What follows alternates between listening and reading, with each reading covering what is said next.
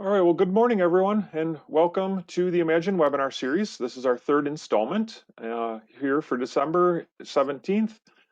Today, we are going to have Joe Madai and Dan Horn from Seiler Instrument presenting on how accurate is my field data I collected. I want to take just a couple of moments to introduce you to our webinar series for some of you that might be new. Again, we try to have these about every 2 weeks on Thursday at 11 o'clock. We started doing this back in November to try to get some of the presentations that we couldn't share with you during the IMAGIN conference this year due to the pandemic. So a great way to try to get engaged, and so we're glad that you're joining us today. A couple of housekeeping notes. We have a couple of webinars already scheduled for January. So on January 7th of 2021, we'll be having a webinar on using GIS to support advanced drone operations, presented by Michael Helander of Airspace Link. And on January 21st, encouraging conservation through alternative drain apportionment from Susan Benston from Kaiser and Associates. So make sure to register for those on our IMAGIN website, imagine.org, under the webinar series. Registration links for the GoToWebinars are all available there. And just a couple of housekeeping items. You should see either a chat or questions box. Most of you will see a questions box. Feel free to use that throughout the presentation. Once we get to either an appropriate stopping point or at the end, we will address those questions to Joe and Dan. Sorry, I hit that button again. We will present those questions and they'll answer as many as they can with our time allotted. And we are recording our webinar, so these will be posted up within a couple of weeks. And again, check imagine.org, our website, for any information. And I don't know why I'm keep going back to the wrong slide. Sorry about that. But with that, I'm going to go ahead and turn it over to Joe and Dan for the presentation today. Thanks, Thomas, for that introduction, and thanks for having us here today so we can do a presentation and discuss today how accurate is my field data that I collected.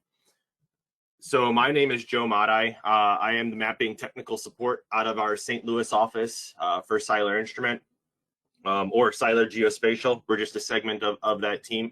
I've been with Seiler for about 6 years now, and I do everything from tech support to training to traveling on and helping our sales reps find solutions for customers to meet their needs at the end of the day.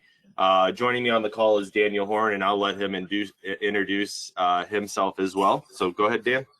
Yeah, thanks, Joe. Hello, everyone. My name is Daniel Horn. I'm also mapping technical support with Seiler Instrument. I've been with these guys for a year and a few months now, so I've been flying under Joe's wing for that time, and definitely been learning quite a bit. And my main goal here is to help demonstrate how we can get highly accurate and precise field data here. So thanks, everyone, and Joe, I'll let you take it from here.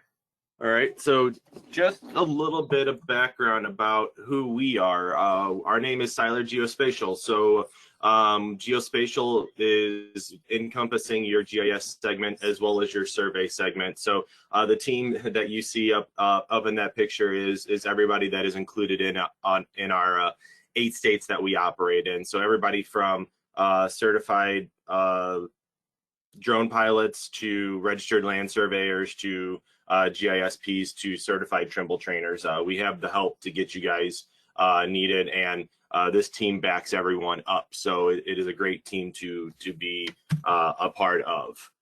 So where are we located? So we actually have 2 offices that are located in Michigan. There's one that's in Wixom, and then the other one is in Lansing.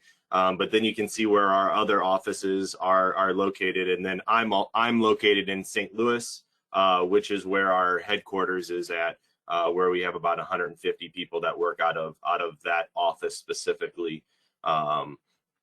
Those are the states that we operate in, so we're just not specifically in Michigan. That's why we have such a large team to help us out and get resolution to issues that you may be facing. So talking about issues that you may be facing, in today's agenda, we're going to discuss the accuracy of data collected on smart devices. We'll talk about the struggles it can create and how do we remedy that challenge. at the end of the day. So some of you might be familiar with this little, we won't call it little, but this yellow box that's in the upper right hand corner, the classic Trimble Geo Explorer series. That was the tried and true method of going out and collecting data, bringing it back into the office, and then moving it into your GIS or CAD, wherever you wanted to put that data back in the field. Now, the downside to using this, even though it is a great method of collecting data, it is an arduous process. You have to have highly skilled workers to get that data from point A to point B, and the workflow is not as easy as expected. So what we're seeing now is we're seeing these workplace trends where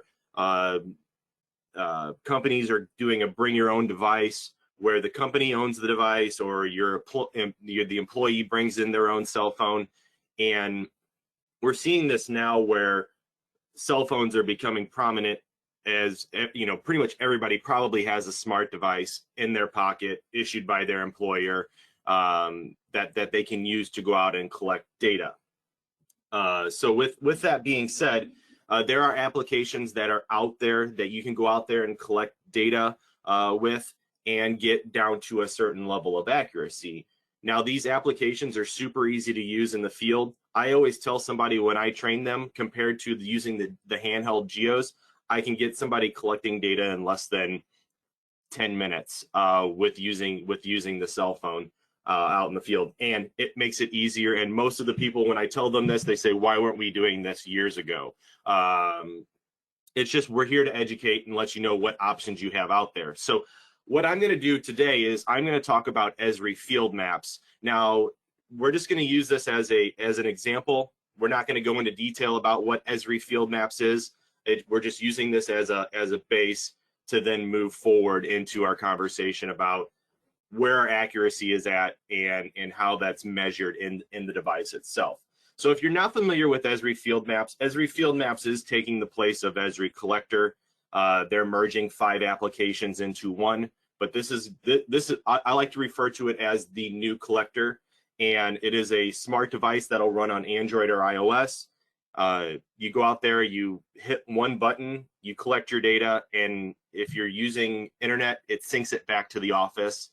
So no more having to make sure that handheld device is coming back into the field. So it puts live maps into the hands of field workers to improve accuracy and improve your maps and your spatial data. You can use a smartphone or a tablet to collect data in real time. And here is a little bit more information about what field maps can do. It has that common smart device zoom and pan methods. It has ESRI backgrounds. You can zoom in to pan, pinch and zoom, just like you would on Google Maps. Those common methods that you most likely are familiar with the smart devices that you currently have. Now, this application's super easy to use. I was on a call with ESRI at one point in time, and they designed this app, and most apps nowadays are designed that when they come to fruition, they want to make sure that a customer can get up and running relatively quickly with them, and making sure that, I know that I've downloaded apps other than mapping applications, and they're difficult to use. And what happens when they're difficult to use, you immediately delete them off your device because you don't want to use them.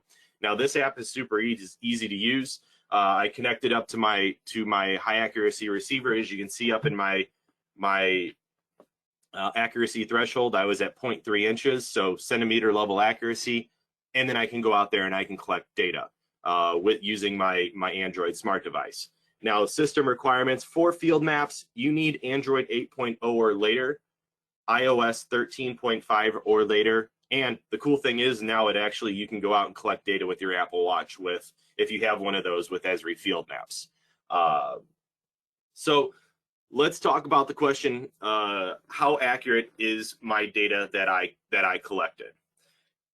Now, I'm a little bit of a runner. I haven't ran very much lately due to COVID, but I'm a pretty avid half marathon runner.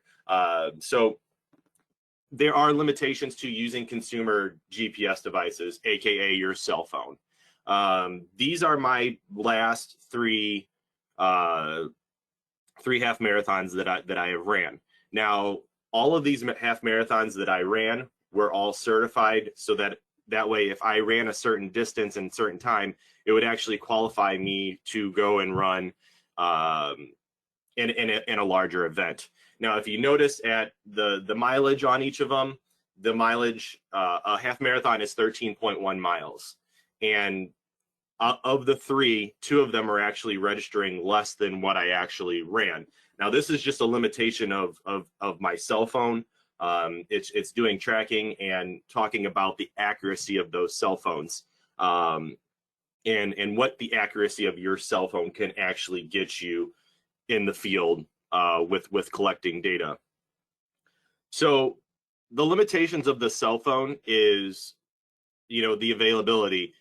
So if you're not familiar with how your cell phones work, there's actually a couple different ways that your cell phone is going to get accuracy out in the field, and collecting data. So the one here is it's going to actually use the internal GPS chip on the cell phone itself. The other one here is it could actually have Wi-Fi positioning, and then also it could use cell towers to do network positioning that way as well. So if you're looking at the accuracy levels that I have listed in here, we could be talking anywhere from 8 feet to 200 feet or 300 feet of accuracy with just using a smart device out there doing data collection. Now, for some people that is good, and they can go out there with a cell phone and go out there and collect data. That's perfectly fine. If you notice on the photo that I have on the right hand side, this is a screenshot that I took this morning. This is the accuracy that I got with my Android Galaxy S10 Plus. I saw 7.7 feet. That's the best I've ever seen with my smart device out in the field. Now, that accuracy is good for some, but what it's if I'm going out and collecting manholes, or I'm going out and collecting something, water valves that I need higher accuracy with, 7 feet's not gonna cut it. So I need something a little bit more accurate with that. So one recommendation that I do have with this is with the Wi-Fi positioning is to turn your Wi-Fi off on your device, because that could actually increase the accuracy on your cell phone, because it is trying to do positioning via Wi-Fi, and there are definitely limitations to that accuracy out in the field. So here's one of my favorite maps that I like to show people without a comparison between a mapping grade device versus a consumer grade device. And there's a little few clips that are out here, and the blue is is done with a cell phone, and the red is done with a Trimble high accuracy device.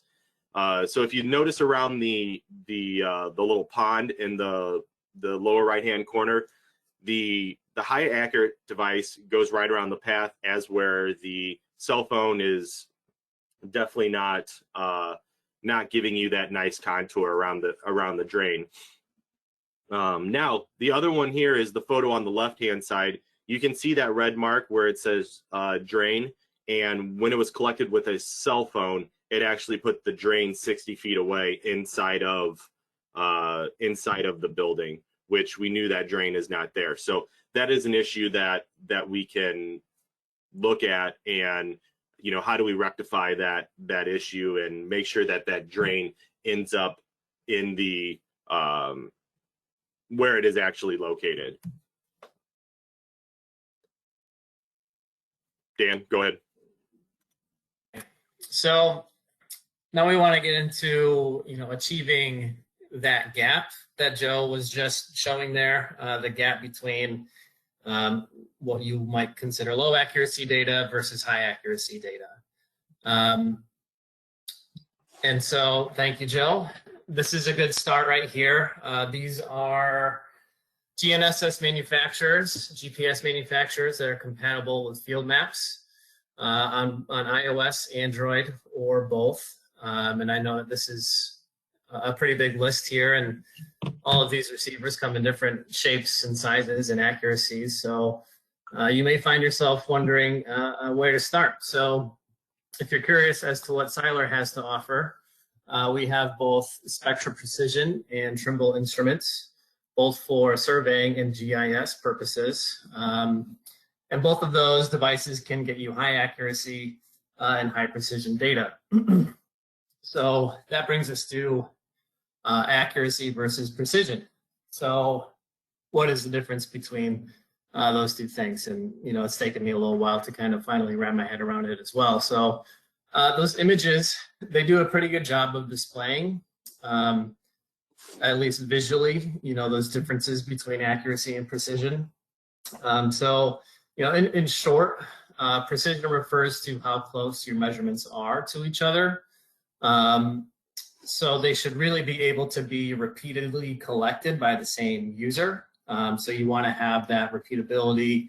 And you also want to have what is called reproducibility. So you want to be able to have someone else go out there on a different day.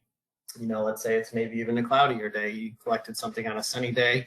You want to go out with someone else and hopefully collect those same results with those same precisions.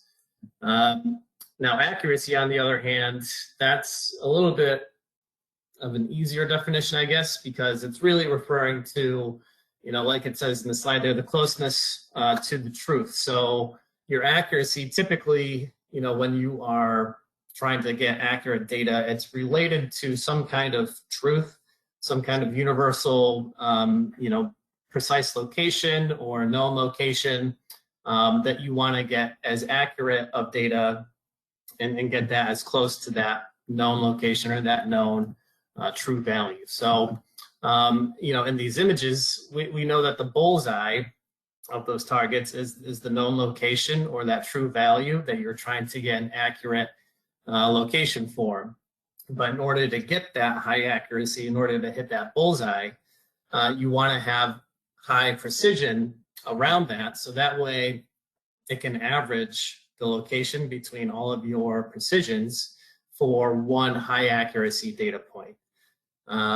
So that's kind of, you know, on a basic level, the difference between those two. And there are other factors that can come into play, such as, you know, like a datum shift or something like that. But, you know, that kind of gets into the weeds. So we're going to keep it a little higher level. So I want to go over a few GNSS receivers that Siler has that are compatible with field maps on both Android and iOS.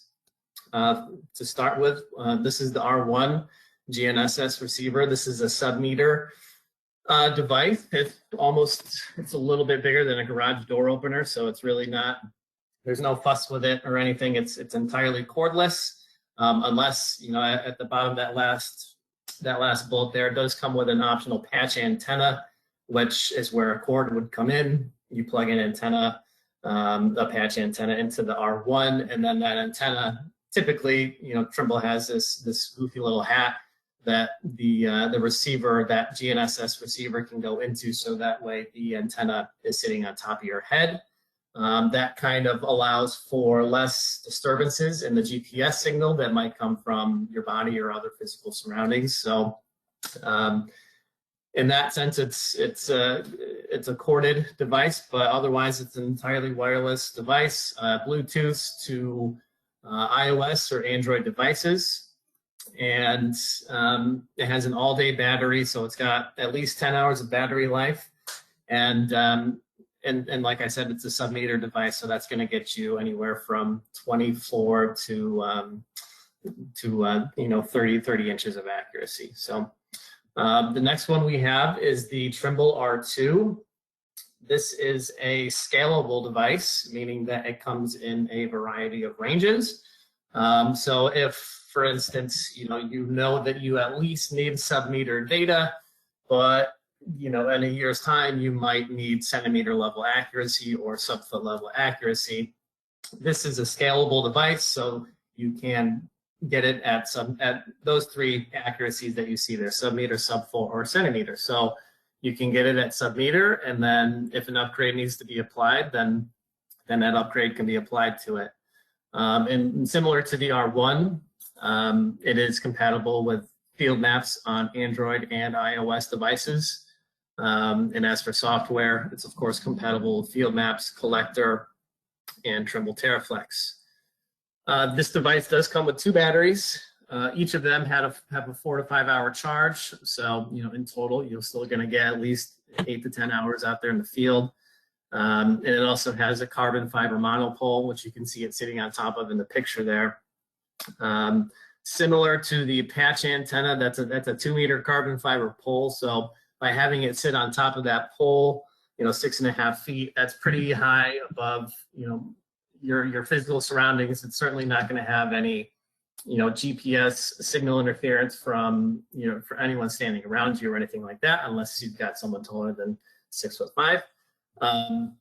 So really, it's sitting up there and it's getting the best accuracy that it can. And it's also made to withstand drops from that height. So really from any angle from 6.5 feet down, that thing is going to be good to go. There's not going to be any mishaps with the battery cartridges or anything, and Trimble is no stranger to field work, so they definitely understand the necessities for rugged devices in the field. And the next. Sorry, Dan. I was going to say the battery tray is super easy to use too. If you see it on the photo on the right hand side, there's two little clips. You just slide it out, and it's a camcorder battery. It slides right back in. You power it on, and you're good to go. So there's no arduous unscrewing of the battery to get it out and go out and collect data. Yeah, it is a pretty quick and easy. Pull out the tray, plop in the new battery, plug it back in, and you're on your way. Thanks, Joe. Yeah, Dan. Hey, what do I to get that centimeter or sub-foot accuracies? What do I? Yes, I left that out, didn't I? Thank you for bringing that up, Joe. So in order to keep that sub-foot or centimeter accuracy in the field, you are going to need a VRS and internet connection in the field. That way, you're getting real-time sub-foot to centimeter level accuracy. If you do need sub-meter accuracy, you can, of course, connect it to SBAS, satellite-based augmentation system. So you can always do that. You don't need an internet connection. Again, that's only capable of sub-meter accuracy. So if you do need, sub-foot or centimeter level accuracy, for example, here in Michigan, you'll need an MDOT CORS account to connect to their VRS corrections, and also have internet in the field to connect to those corrections. So thank you, Joe. No problem. All right, so next one we have is the Nomad 5. And actually it says Android 8.1, but it is capable of running Android 9. So, if it comes with Android 8.1, you can, of course, upgrade that to Android 9. It's a 4G enabled mobile device, in addition to being a mobile GPS receiver and data collector. So it does, it has a slot for a SIM card. You can communicate, if you're out in the field, you need to call the office, you can always use that Nomad 5 to make that call with. And it's also Bluetooth enabled. So, you can see here, this is a 2 to 4 meter accuracy device on its own, which is, that's still pretty good. It's still better than your integrated phone or tablet GPS receivers. But if you still need something, more accurate, sub-meter, it is Bluetooth enabled. So you can always Bluetooth a Nomad to an R1, an R2, or another Bluetooth capable device, and get that higher accuracy. And then the next one we have here is the TDC 600. Oh, Dan, did you talk about the Empower module? How that has that in this photo, it technically has an R1 attached to it for that all-in-one form factor feel? I did not mention that. Yeah, so guys, so what you see in this photo on the right-hand side is the Empower GNSS module. And all that is it actually screws onto the back of this module. So there's two modules that are there. There's the GNSS module, which is essentially an R1, and then there is a barcode scanner as well. So if you need to do barcode scanning, you can use this as a barcode scanner to, obviously scan barcodes. But if you want that all-in-one form factor deal, this one pairs an Android device with an R1, and you don't have two separate devices while you're out in the field. The Nomad itself also is, it is dust proof and waterproof. You can drop this into water and it's going to survive. It has that rugged form factor for people that could potentially be doing wetland works and might drop it consistently or have the chance to drop it in the drink. This will survive that for you. So yeah, I think that's a good point, Joe. All these devices have at least, the ones that we've touched on at least, have at least an IP65 rating, if not more. The IP65 at the lowest end, that's entirely dust proof and waterproof up to a certain depth. I believe it's 3 meters or so. And it also withstands pressurized water, coming out of a hose or something like that. So that's the lowest level at 65. So an IP68 rating is going to increase that water resistance. And the last one we have here, this is the TDC 600. This is similar to the Nomad 5 in the sense that it is it's a phone GNSS receiver, basically. This is a little sleeker design. It's a little more modernized looking, similar to our current cell phones that we have. This is it's an Android 8 device. It has a 6-inch screen on it, much bigger and brighter screen than the Nomad has, but it's less ruggedized than the Nomad is. However, it does have a replaceable battery and it has a higher IP rating. And it also is rated at 2 meters of accuracy rather than 2 to 4 meters. However, this does not have the mPower module that Joe mentioned on the previous slide. So in order to get sub-meter accuracy with this, you would of course need to Bluetooth it, which it is capable of doing. Bluetooth that to an R1 or an R2 or something else, and that'll get you up and running. And it's got plenty of storage already inside of it. So all that data that you'll be collecting, it really doesn't get stored on your phone anyways, but if it did have to get stored, let's say you're working in offline mode and that data that you collect temporarily gets stored on your phone before it gets synced up to the cloud, it's still going to have plenty of internal storage space to handle all of that data.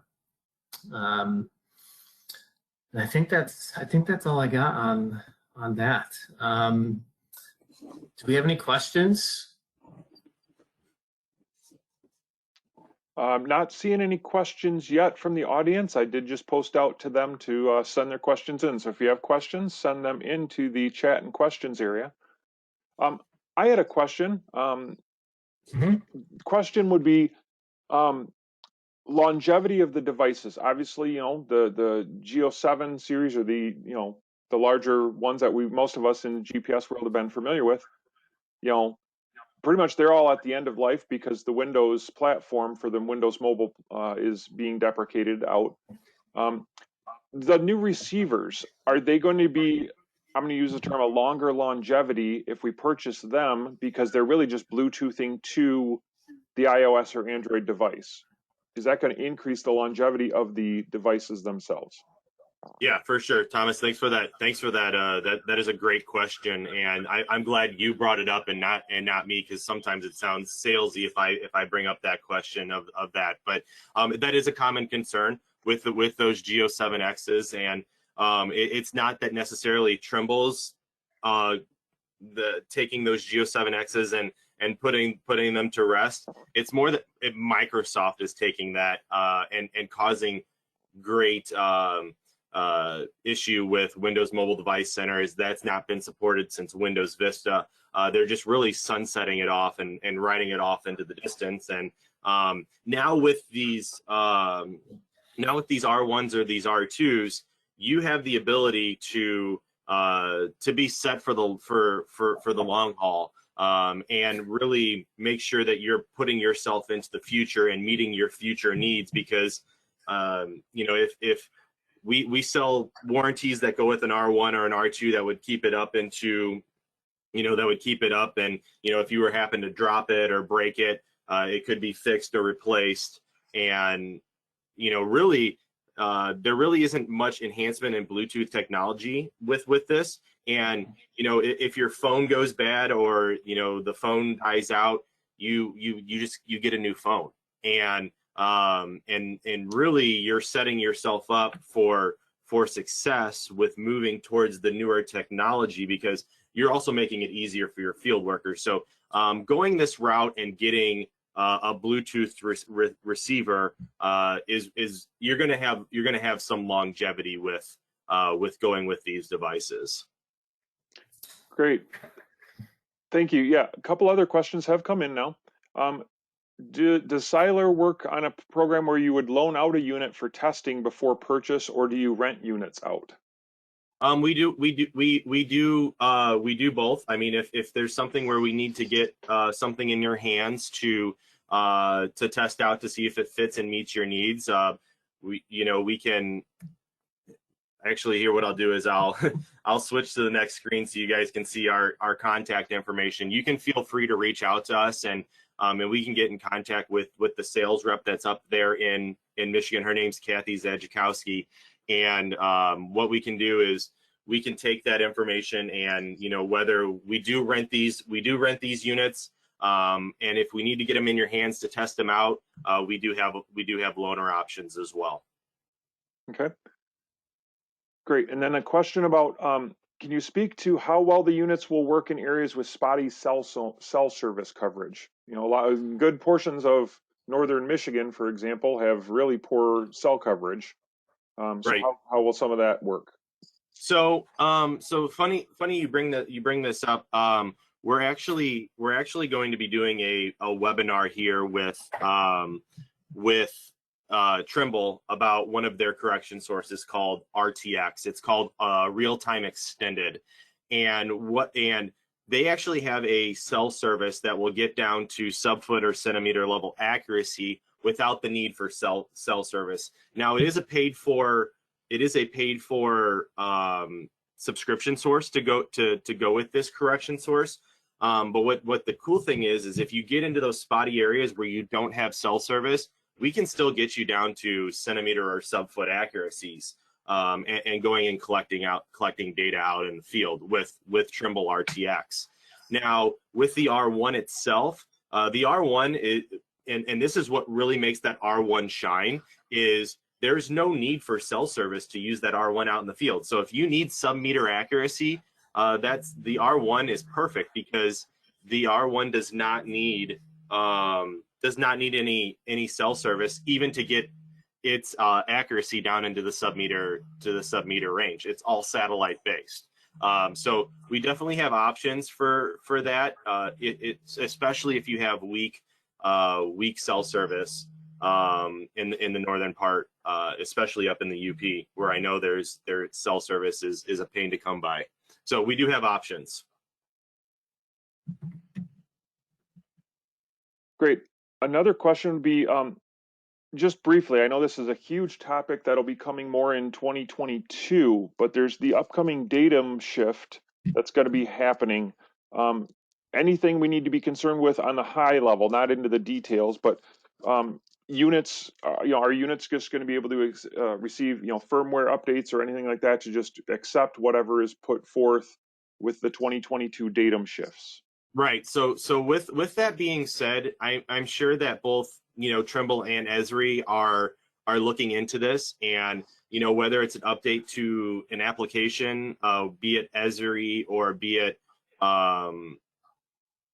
Trimble, there will more than likely be firmware updates that will come out for the R1 or the R2 or the applications themselves. I know that the NGS has pushed this back just because they're not ready to release it yet. So we don't necessarily know how this is going to affect us, but I know that when it comes to fruition, we'll be ready to support you and make sure that we can transition you over into the new coordinate systems when those come out and come to fruition for us. Okay, sounds great. Also, do you give educational discounts to universities or school systems that are trying to teach GPS technologies? Absolutely. We do offer educational discounts for that. So, like I say, reach out to us, and we can take this conversation offline, because we'd really like to help you educate users. Because I know, for instance, when I was in school, I never learned anything about GPS or doing data collection in the field, and I think it's really pertinent to at least understand and have that experience coming into the work environment, and educating students upon this. So feel free to reach out to us, and we can take that conversation offline, and then go from there. So Wonderful. Another question, we got several coming in, so that's great. Keep them coming. Does it integrate well with BSA software? So BSA software in Michigan is a tax and assessing software. So they're wondering about integration with BSA software or Apex for assessing, which is the property assessors use that for building sketching. Do you know if there's any okay. integration into those softwares? So we might have to do a little bit of research on that information, but the cool thing is with Trimble has an application called Trimble Mobile Manager, and with Trimble Mobile Manager, we can take that information, and if it's running on a Windows 10 device, or actually it doesn't run on Windows 10. I apologize. But with Android or iOS, they have Trimble Mobile Manager, and we can take that information and overwrite the internal GPS, and then push that along to the application. So that could be something that we need to look into. I'm not going to give it a yes or no, but it's something we can test, and see if it will push that information over onto that application for doing that data collection inside those applications. Great. And a question about, do you have any help guides or instructions for setup and the best ways to configure real-time corrections for the devices, specifically in Michigan? Yeah, so we have a blog. So if you go to silergeo.com, and I don't know why I didn't put this in the slide, but we have a blog post that's out there, and it has the setup. There is a blog post out there for the setup, in terms of what's the best in terms of using the MDOT correction source out in the field. Now, as for videos, we're starting to work on videos, but we have to be cognizant that we have about 4 different softwares that we deal with, and we operate in 8 different states, and each state has their own entity in terms of a VRS solution or setup. So an individualized setup for specific to Michigan is not. It's not on the paper right now, but we do have some notes on how to do setup, and you could always email us at mapsupport@silergeo.com, and we can help you with the setup of your MDOT CORS network inside of your application. Okay, and then back to an educational question for a classroom setting. It's asked, if I wanted to do field data collection as part of a class, can you have multiple users connect to a GNSS receiver? You can, but you could have multiple users connected to that, but it's not really going to fare well on that, because if I'm out there using my cell phone and I'm connected to the GNSS, it's actually where the location of the R1 or the R2 is at, where you're going to collect data, not where your cell phone is at. So potentially the R1, you might have it connected to yourself, and somebody else might have the tablet that they're going to connect data onto. I just don't really recommend connecting multiple users up to a singular device. Okay. Great. Well, I think that brings us to the end of the questions that I've seen to this point. We'll see if there's any more that come in, but do you guys have anything you want to close with? And while we wait to see if there's any last questions. Yeah, I mean, thanks for having us. We really appreciate this, and you know, we're here as a resource. Yes, we do sell stuff at that, but we're really here as a resource. So if you have any issues or you have any questions or you have an idea of how can we do this, feel free to reach out to us. This is a toll-free number. What it does is it'll ring our phone tree of our technical support. There's only 3 of us, so you're going to get Dan, Jay, or I, and we can have a conversation. You can shoot us an email as well, and you'll get one of the 3 of us, and then we can have a conversation. Doesn't hurt to talk or have any experiences or issues that you might be seeing. We want to make sure that you're comfortable in your workflow, or how can we help you? How can we help you be better or get better accuracy out in the field? So really reach out to us. We're here to help, and you know, a conversation's not going to cost anything. So let's have a conversation. Wonderful. Well, I want to thank you guys for presenting. I didn't see any other questions come in. Again, thank you to everyone that's attended. Some great information. I know I've, just on a personal note, from Muskegon County, worked with the guys at Siler as they've taken over, obviously, the Michigan region for the Trimble support. And just this last week, got my Geo7 units back up and running. And so I appreciate their support, and they've been very attentive. So I want to thank you guys for that. Thank you for all of the information, and we'll to everyone attending, we'll get the slide deck and we'll get the video posted soon, and we'll make sure you have those contacts out via the IMAGIN website as well. Thank you everyone for attending. I want to wish you a very Merry Christmas and Happy Holidays. Be safe, be well, and we thank you again, guys, from Siler.